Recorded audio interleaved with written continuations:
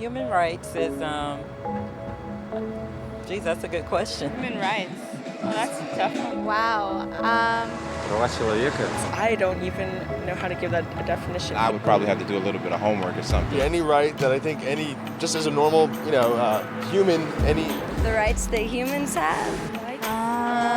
Oh, that's a very large debate. Menneskerettigheder kan betyde mange ting. Tú le puedes preguntar a 20 personas y te van a dar 20 diferentes opiniones. Non saprei, una domanda complicatissima. Yes, we just take them for granted that they're there, but we don't even consider what they are.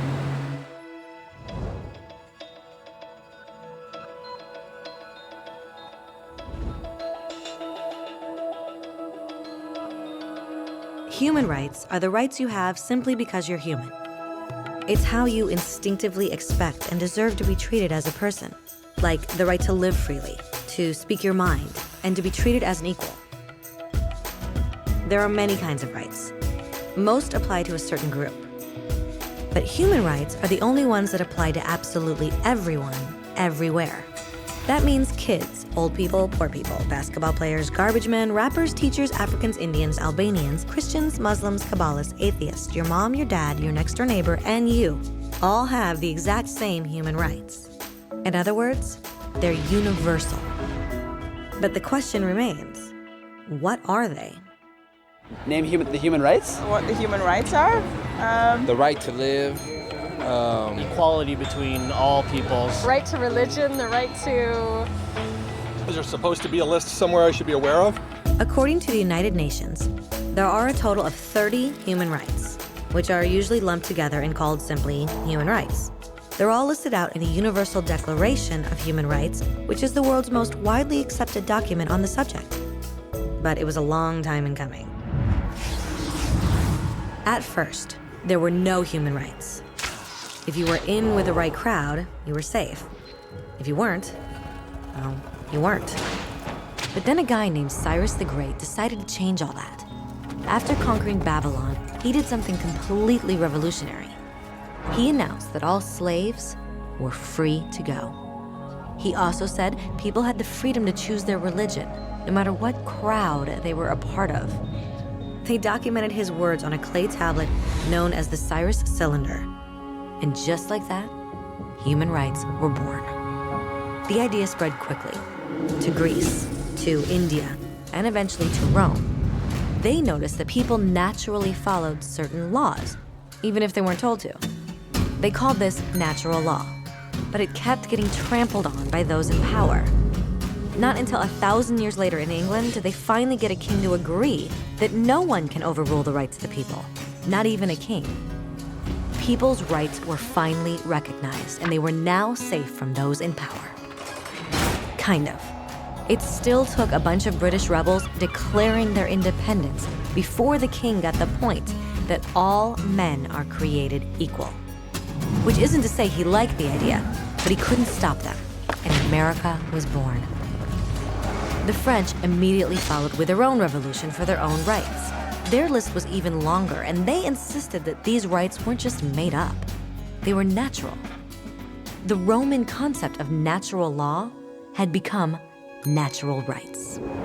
Unfortunately, not everyone was so thrilled. In France, a general named Napoleon decided to overthrow the new French democracy and crown himself emperor of the world. He almost succeeded, but the countries of Europe joined forces and defeated him. Human rights was again a hot topic. They drew up international agreements, broadly granting many rights across Europe. But only across Europe. The rest of the world somehow still didn't qualify. Instead, they got invaded, conquered, and consumed by Europe's massive empires. But then a young lawyer from India decided enough was enough. His name was Mahatma Gandhi, and in the face of violence, he insisted that all people of Earth had rights, not just in Europe. Eventually, even Europeans started to agree. But it wasn't going to be that easy. 2 world wars erupted. Hitler exterminated half the Jewish population of Earth in horrifying Nazi death camps. And all told, 90 million people died. Never had human rights been so terrifyingly close to extinction. and never had the world been more desperate for change. So the countries of Earth banded together and formed the United Nations. Their basic purpose was to reaffirm faith in fundamental human rights, in the dignity and worth of the human person. But what were human rights? Were they the proclamations of Cyrus, the natural laws of Rome, the declarations of France?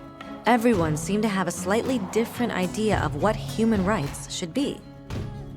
But under the supervision of Eleanor Roosevelt, they finally agreed on a set of rights that applied to absolutely everyone. The Universal Declaration of Human Rights. The French concept of natural rights had finally become human rights. So in summary, at first, only a few lucky people had any rights, until one of those guys decided, hey, other people should have some rights too, which was great, except not everyone agreed. And it only took a few thousand years of fighting and declarations and more fighting until everyone finally agreed that human rights should apply to everyone. And they all lived happily ever after. Except for one little problem. If people have the right to food and shelter, why are 16,000 children dying of starvation every day? 1 every 5 seconds. If people have freedom of speech, why are thousands in prison for speaking their minds? If people have the right to education, why are over 1 billion adults unable to read? If slavery has truly been abolished, why are 27 million people still enslaved today? More than twice as many as in 1800.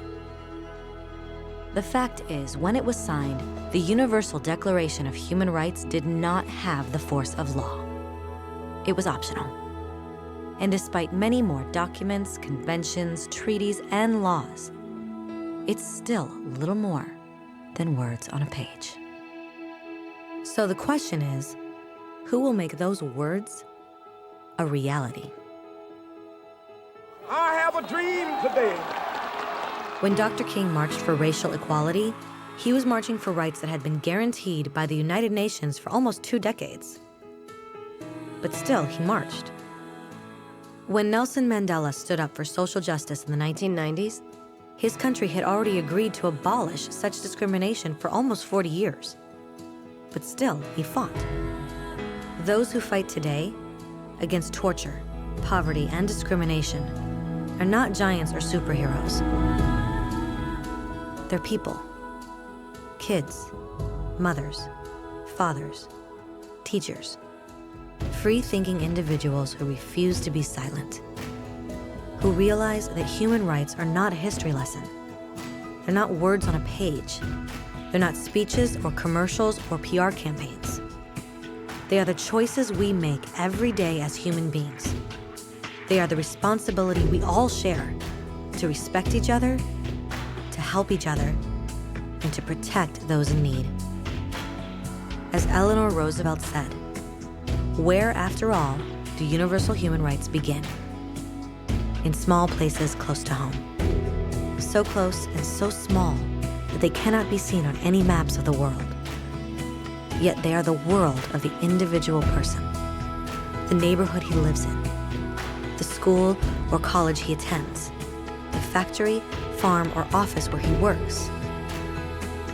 Such are the places where every man, woman, and child seeks equal justice, equal opportunity, equal dignity without discrimination. Unless these rights have meaning there, they have little meaning anywhere.